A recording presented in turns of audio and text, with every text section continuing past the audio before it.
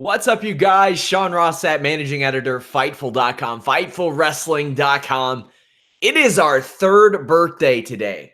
3 years ago today, Fightful was born. I'm going to talk a little bit about that at the end of this show and probably on tomorrow night's Raw show. But I just want to thank you guys so much for being here, for sharing your evening with me. Sunday night. I mean, I know a lot of you all have better stuff to do, but you all are here hanging out with me, talking some Impact Wrestling. And I thought they had a damn good show. I thought Jeremy Lambert, our great writer, at Jeremy Lambert 88 on Twitter, put it best. That first part of the show was lethargic. Boy, did the end of this show get better. I don't know what more you could ask of out of a wrestling show over this last, hour and a half or so. This was just real good stuff. I have a lot of positive things to say about this. Of course, word was last week from Voices of Wrestling that Access and Impact Wrestling were in discussions to bring them on board. Now, this deal has not been completed as of yet, but there are Access people in Dallas this weekend, so I saw this show as a very important one. Access, I don't know how many homes they are in compared to Pursuit, because Pursuit keeps getting dropped by a lot of people. So when I see that, I'm like, man, you're moving to a network possibly that already has pro wrestling, established pro wrestling, a block of pro wrestling. Even if it's on Saturday night, that would be a major, major thumbs up. And you want to talk about a major thumbs up. This Slammiversary show was a major thumbs up. I said they needed to have a great show, especially considering that Access was in town last night and you're trying to get on that network. They did. They did everything that they were supposed to do. Reminder, guys, FightfulSelect.com. That's the way you can support us directly.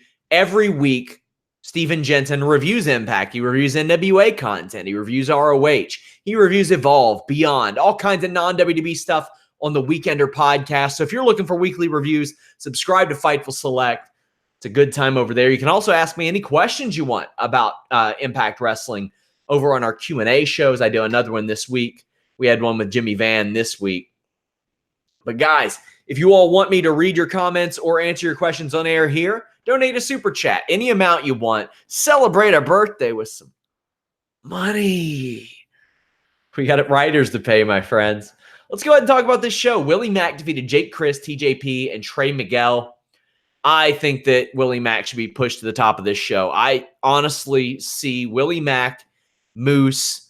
Now I see Michael Elgin and Cage there. I wasn't necessarily sold ahead of time, but I'll say this. Impact knows how to book people strong. And they know how to keep people strong without 50-50ing everybody. And that's not easy to do. It's a lot easier said than done. But I was rather impressed of how that worked out for them. There was a lot of promising stuff that came out of this show. TJP back in the fold. Go check out Andrew Thompson's feature. It was like 1,400, 1,500 words. He interviewed TJP ahead of this show. Spoke to him about a lot of things, including plans for Raw. He gets slapped in the face and standing moonsaulted by Mac. But there are a lot of 3 or 4 person offensive moves that involve everyone, which aren't really my cup of tea usually, but the crowd was reacting really well, and the moves were executed in a good manner. I love TJP's leg hook back suplex and Jake Crist super cutter. That was good stuff. Willie Mac ends up getting the win after that super cutter from Jake Crist because he hit a frog splash that followed up. Now, Willie Mac, it's a guy they have for quite a while. It's a guy that they have, and he's a big-time talent. He's a transcendent talent. He's very charismatic. He's very good in the ring. You never see him messing anything up, man. He's very, very good and top-level good in my estimation. I would love to see him push near the top if they've got him for as long as they say that they have him. Aaron Jace fan says, great event. Tessa just getting better and better. Yeah, that's the truth. IG the King says, thought main event was awesome and Impact versus Swan. I thought a lot was awesome on this show. The North defeated LAX and the Rascals to retain the Impact Wrestling tag team championships. Now, I liked the move to take the titles off of LAX Friday at Bash at the Brewery. Let's be real. Most of you watching this, most of those that watched the pay-per-view, and most of the people that were there live in the arena in Dallas probably knew that LAX's contracts were up. Had that news not gotten out, I feel like this match probably would have been a lot different. I don't know if they would have won or Friday, but I feel like it would have been a lot different. The foregone conclusion of the Rascals beating LAX on Sunday was no longer an inevitability after the North defeated LAX for the titles on Friday. So you insert the North, a very good team, especially as they come together. A big-ass team, too. And all of a sudden, you have 3 teams, 2 of which you could see walking away with the titles. LAX wasn't going to, but hey, whatever. Alexander had a much different style than everyone else in this match, and it really worked out. I think that the North can be an all-time great Impact tag team if they're booked properly. Ethan Page does his great body slam from the top rope. He grabs Wentz, body slams him from the top rope onto the pile. I love that move. I think the finish of this should have been Alexander's moonsault slam from the top rope onto Desmond. I just don't see how that is anything but a finisher. No human being should ever kick out of that move. And I get it. We're in a different spot in pro wrestling history right now where you go through and you do all that stuff. But, man, if you do, it's for those of you who didn't watch, maybe you didn't check it out, or maybe you don't even remember the spot. Alexander is on the top rope in a fall-away slam position with Desmond Xavier. And instead of fall-away slamming him, he moonsaults and lands on top of Desmond Xavier. That is one of the most incredible moves I've ever seen in my life. And it should have been a finish. Should only be a big show high spot. I'm talking Slammiversary. I'm talking Bound for Glory. I'm talking 3 or 4 times a year. Or maybe an Impact main event when you're there. When you're in the main event of Impact and you're trying to impress, you're trying to get jiffed all to hell. That's what you do. Santana gets injured outside the ring. I don't have a damn clue if it's legit, if it was a work. I don't know. I don't have a clue what was going on there. Hoping he's okay. Hoping it's just a storyline. If so, you get Ortiz pinned, and it doesn't make him look that bad, so to speak. But I like the decision for the North to retain as well. After the match, Ortiz, Doctors, and the Rascals even all tend to Santana. I do like that LAX aren't necessarily being buried if they're on their way out. But let's be honest. Even if you're a diehard Impact fan, which I assume that many of you watching this are, LAX would be doing a disservice to themselves to not see what's out there. Hey, if they come back to Impact Wrestling, fine, sure. They're booked fantastically in Impact Wrestling. They've been, you can say what you want about some of the storylines they've been involved in, but they've been booked as one of the greatest tag teams in Impact Wrestling history, TNA Wrestling history, GFW, NWA TNA, whatever iteration you want. I have them after Beer Money and maybe America's Most Wanted all time. That's it. I have this version of LAX right up there.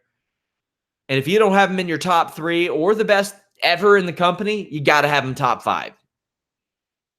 But they got to go out and see. They got to see what the WWE interest is. They got to see what the ROH, the AEW interest might be. They got to see even, hey, maybe New Japan wants to throw something their way. I don't know. I don't know what kind of offers they have. But I know that they are supremely talented wrestlers and one of the best teams that I've ever seen. DJ Cass, thanks for the super chat, says, I appreciate Impact for being different and taking rest because that shows they have a lot of faith in these two. Yeah. IG the King says, happy birthday, Fightful, Cage versus Elgin shocked me, man. Boy, will we get into that.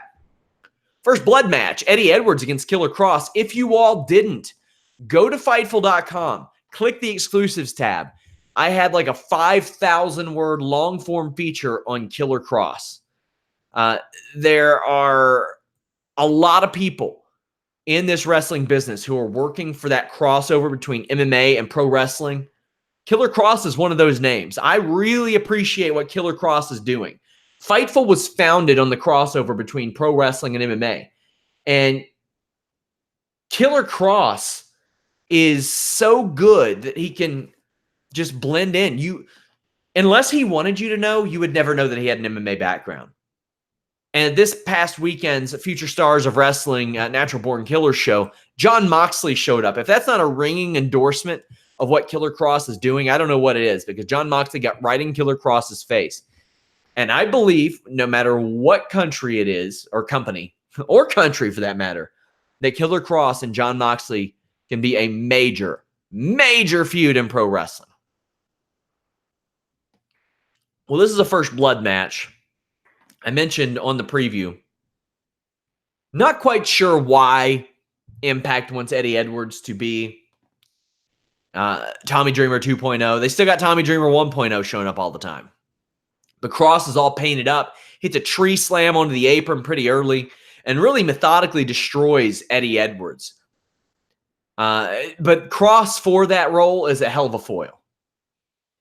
Edwards can't get a Blue Thunder Bomb because he's beaten down too much. Eddie went for the cane to the head, but Kross applies the, I think it's the cross arm. They end up outside where Edwards lands a sick Tiger Driver to the floor. Just amazing. Edwards breaks Kenny, which is his kendo stick, in half and just stabs Kross in the face with the broken kendo stick. I don't know if this was hard way or if this was a capsule, whatever it was, it worked because there was a lot of color here. A lot of color here. This was all it needed to be. It didn't need to be a match of the night. It didn't need to be a barn burner. It needed to be a hardcore match and got a little blood. It wasn't even going to be the best hardcore match on the show. It was not going to be that, not with what they had. But for what they needed to be, I thought that Killer Kross and Eddie Edwards did what they were supposed to do. Hats off to them. This is where I thought this match, not this show just picked up, but really surprised. DJ Cass says, people, you want to watch something different? Watch Impact Wrestling. This roster is amazing. Yeah, I think they have an incredible roster. You can say what you want about the platform. You can say what you want about the production. What I'll say about the roster is what I've been saying.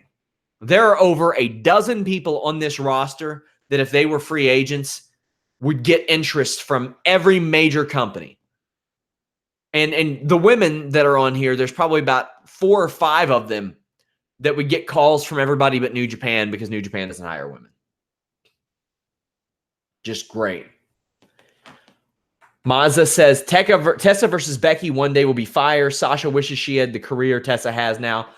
I don't know about the Sasha thing. I can't speak for her. But yeah, Tessa versus a lot of people is going to be big. Wherever she lands, whether it's Impact, AEW, Ring of Honor, WWE. Dick Breath Express says, I swear to God, if you don't start pronouncing GIF correctly, I'm going to be taking away my Patreon money. Here's the thing. The man who invented it says it's GIF. It's GIF. It's the way it is. So up next, RVD cut a real bad, weird promo. It was stupid. He brings up writers. It was shitty. But this match with Moose wasn't, and I thought it was going to be. For those of you asking why I'm drinking a Coke Zero, it's because I don't have my glass up here. I don't like to drink from my big-ass water jug during shows. Moose attacks RVD from behind, and RVD goes through some pretty versatile moves. He has a tope con hilo over the top rope. It gets some chance. And he says, that's what I do this for. But he literally told me months ago that he doesn't do this for that. He does it for money. But hey, that's his prerogative. RVD does a Hurricane Rana and a cannonball, but Moose cuts him off. But RVD goes back to the split-legged moonsault. Moose follows up with Go to Hell, which is his sky high off the middle rope. They do a strike trade, and it's a slow one, but the kicks from RVD aren't. The DDT from Moose isn't.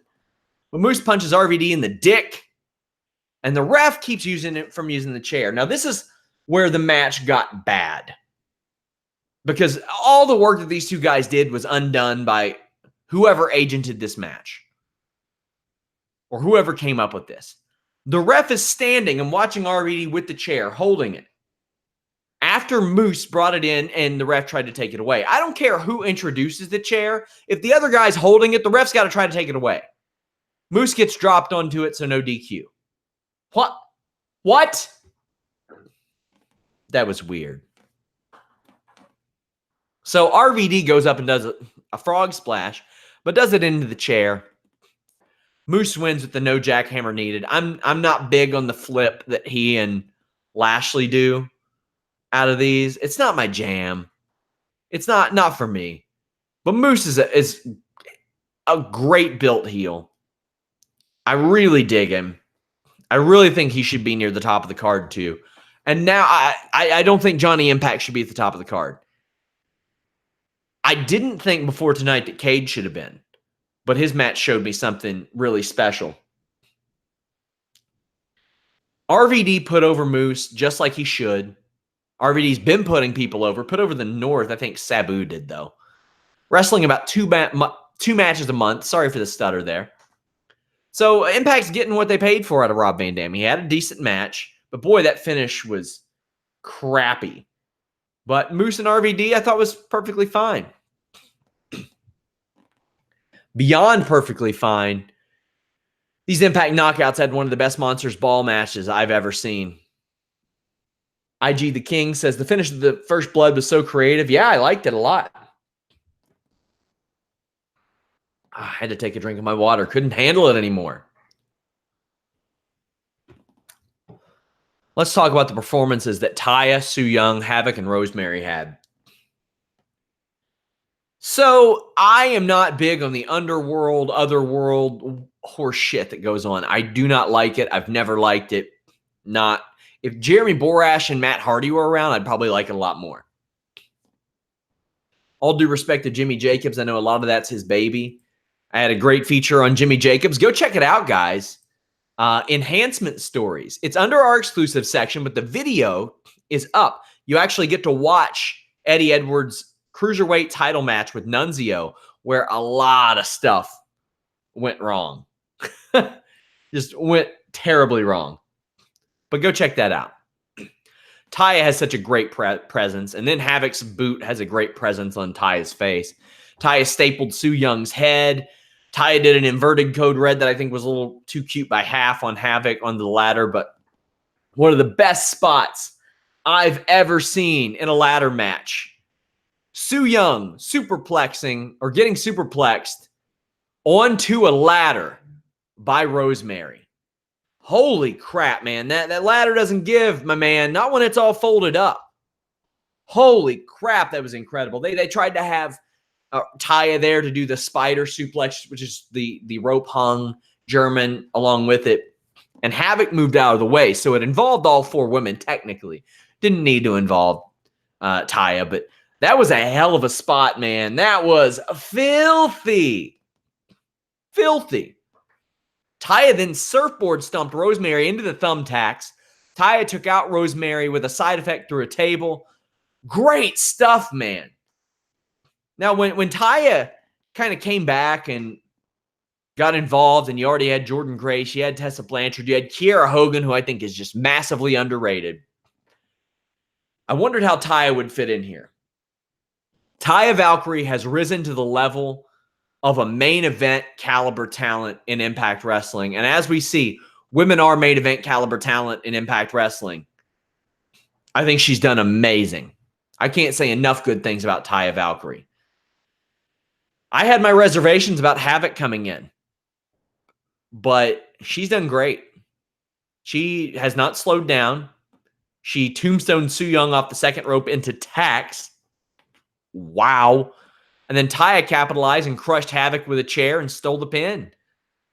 This is one of my favorite Monsters Ball Full Metal Mayhem matches there is. It's not quite Bound for Glory 05. But damn, man. These four women delivered. Delivered. Amazing stuff. They did everything they were supposed to do. They lived up to any expectations you could have from a Monsters Ball match, from a title match, anything. Outstanding. Outstanding.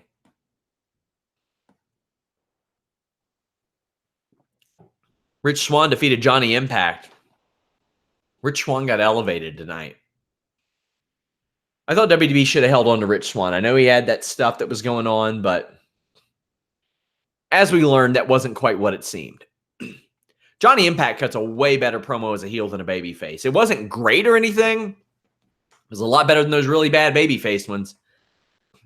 You know, I wasn't sold on Johnny Bravo in his first bit managing, so to speak, Johnny Impact, but the streamers were funny. Him blowing kisses at Impact to get him back in the match was funny. I like that. Lots of slow heel work from Impact, who gets help from Bravo. The match didn't unfold early how I thought it would, but Swann landed a great series of dives and a flip over the top rope, but Impact ate the floor on a dive, jumped back in the ring and kicked Swann. Swann got the win after a Phoenix Splash after he kicked out of Starship Pain. This ended up being really good. And like I said, the point of it was to elevate the Impact Wrestling X Division champion, Rich Swann.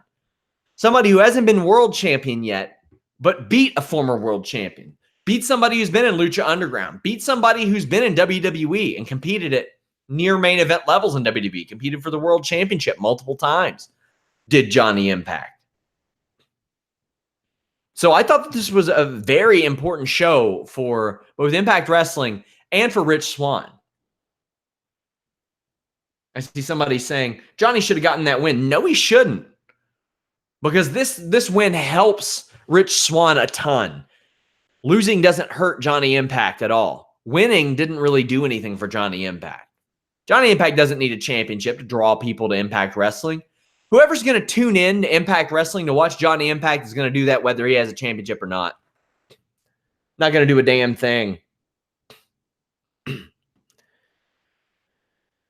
So I thought that Swann beating Johnny Impact was the absolute right call. Without a doubt. Without a doubt. Boy, let's get into these two main events. Brian Cage defeated Michael Elgin to retain the Impact World Championship. A lot of people thought that because of Cage's condition, he'd been sidelined, and Elgin coming in and being buddies with Callis, that it was a foregone conclusion that Elgin would win this. He didn't. He cut a great promo, though. He talked about how Brian Cage is the machine, but the machine keeps breaking down. Honestly, one of the better promos I've seen out of Elgin.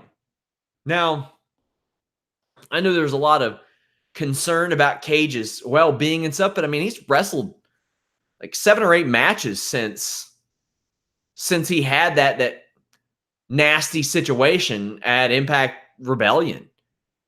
And he hasn't wrestled, I think, in a couple weeks. I think it's been about 2.5 weeks, but he's been in action, so not a big concern there. Elgin calls the fan bitches and targets the back heavily. I think the GMSI should be Cage's finish. I like it over the drill claw from a safety standpoint. I like it a hell of a lot more than Weapon X from a visual standpoint. Weapon X just looks like some creative move from WWE 2K, whenever the hell they did that. And like it goes like 2 or 3 steps too far, just people moving people around to do it. The GMSI, it's that pump handle slam that ends up with you face down, like Michinoku driver style, but face down. Really good. He followed up with an electric chair drop, which didn't really make a lot of sense considering he's got this back injury. Just didn't make a lot of sense to me. Elgin managed to deadlift powerbomb Cage, then does a crazy crucifix last ride. Just insanity. Then a crazy series of counters leads to a midair Canadian destroyer from Elgin. One of the best I've seen, man. And I've given Cage some shit for kind of blowing up, or at least looking like he blew up in main events. He didn't do it today, and if he did, it didn't affect his work. Cage counters a sunset flip pin with the old Bulldog pin. It was the Bret Hart, Davey Boy Smith finish from SummerSlam, 1992. I like the finish. I like it. You don't have to go to a drill claw. You don't have to go to all that. A good old pin finishes it up. And a damn good match at that. These guys beat the living shit out of each other. They laid it on the line. I gotta imagine. And this isn't, I don't know Cage. I don't talk to him. I can't imagine he was happy with how everything went at Rebellion. So this is a big piece of redemption, man. Him and Elgin, who a lot of people questioned if Impact should have even signed him, brought him in because a lot of the controversy surrounding him. They had a 14-minute match where they beat the crap out of each other, did a lot of great stuff, got good reactions, got both men over. Cage is a babyface. Elgin is a heel. Elgin attacks Don Callis after the match. And someone in a mask shows up and gores Elgin. Now, here's the thing. Sorry for me pausing in the middle of sentences, trying to think of how to word this. Rhino was backstage. It was heavily implied it was Rhino. He did the pose, he did the gore, but you can't say it's Rhino on TV. Well, why is that? Well, if Rhino is to be believed, then his contract is not up until June 17th. Well, it's not June 17th, it's June 7th right now. But it was to be implied that it was Rhino. It wouldn't surprise me one bit if it was Scott D'Amore with a fake ponytail and a mask, just to pretend it was Rhino to let you guys know. Don Callis bringing in all those ECW guys, huh? Man. People saying, LOL, it's July, bro. Whatever date I said. It's July 7th. He says his contract's up July 17th. Whatever. That would be an Impact Wrestling thing to do, to send Scott D'Amore out there dressed up with a ponytail hanging out the back. Now, maybe it was Rhino. He was there. PW Insider said he was going to be on the show. It's just, I wouldn't be surprised if something happened and they were like, shit, we can't put him on TV. Well, let's dress somebody up like it. I hope it was Scott D'Amore. Shane Haas says, wish Mike Awesome was still around. That makes two of us, brother. You want to talk about a guy who could go on a PCO run? Mike Awesome? Maybe. He'd be 54 now, but we lost him too early. 42 was too young for him. Way too young. Main event time. Sami Callihan defeated Tessa Blanchard. Now, intergender wrestling, not my jam, guys. Not my thing. But Tessa Blanchard is, in my opinion, their biggest star. Their best performer. Sami Callihan, in my opinion, is their best heel. Just a pure heel. Intergender wrestling is an attraction that nobody else, Ring of Honor's not running it, WWE's not running it outside of Mixed Match Challenge and the occasional spot. They're doing it a little bit with their Extreme Rules main event, whatever. But it's not being promoted as that. It's being promoted as a mixed tag. AEW's not doing it. So I'm okay with them doing it. Do whatever it is you got to do to get that attention. Tessa Blanchard is worthy of being in the main event. You know who else is? Taya Valkyrie, Jordan Grace. They both are as well. I want to see that. Tessa flips off Sami, swings away. She lays everything in, and she has to. Because if Tessa doesn't go in here and lay everything in, one, I don't think Sami Callihan would have it any other way. I don't know him personally, but based on seeing the man's professional work, I don't think he'd have it any other way. But then you get shit on by all these people that are saying, oh, I can't believe they would do this. It's pro wrestling, man. If there's one person on this roster I could buy it from, probably Jordan Grace. If there's two, it's Tessa Blanchard, because Tessa Blanchard always looks like she's trying to win a pro wrestling match. Tessa gets slung into the barricade, powerbombed on the apron. But this is just the speed it needs to be. Sami can work methodically very well, and he's nasty. He can take everything Tessa can give, and he does the old clam jam to Tessa. Hits her right in the vagina.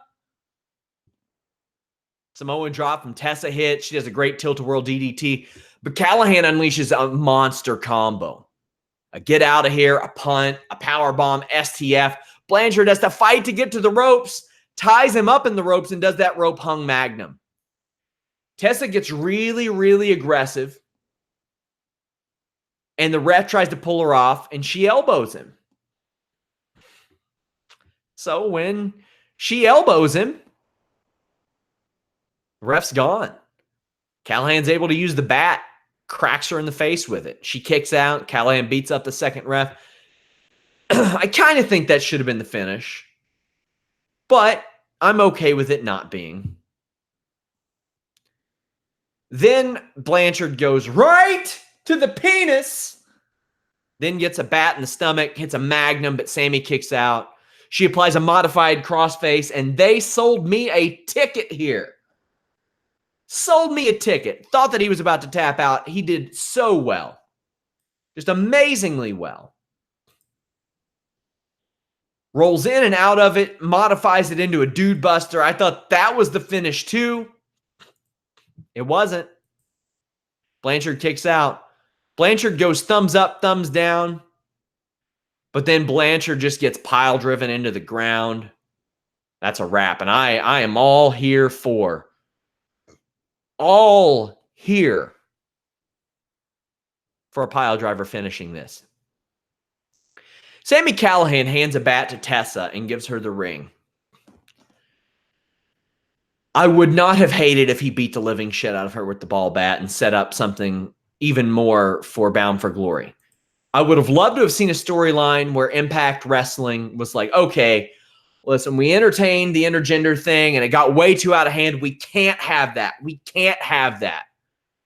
And Tessa just fighting for it and fighting for it. And Sami pretending like he's fighting for it, but saying, nope, can't do it. Can't do it. The guy who's been anti-authority so long being like, nope, I agree with the authority. I agree with this. I agree with all this because he doesn't want to give her the satisfaction of it again until Bound for Glory. And that's when she gets her win. But if I were Impact, I would play off the fact that news leaks. I would leak out before that Tessa's contract's coming up. That way people think that Tessa's probably done and she's getting beaten on her way out. Then you have her win. You have her have a huge moment at Bound for Glory. She avenges all this. She gets a win. I think that'd be the right thing to do. I would be very surprised if Tessa Blanchard does not main event a WrestleMania in the future. And if she doesn't go to WWE, I would be surprised if she doesn't headline an All Out at some point. I would be surprised if she went to Ring of Honor. I would be surprised if she didn't main event Final Battle. If for some reason New Japan started up women's wrestling, I would be surprised if she didn't eventually get a marquee spot on a Tokyo Dome show. Not necessarily main event, but hey, whatever company it is that she is involved with, I would be surprised. About to turn 24. I would be shocked. 5 years in, she didn't end up main eventing the biggest shows of said company.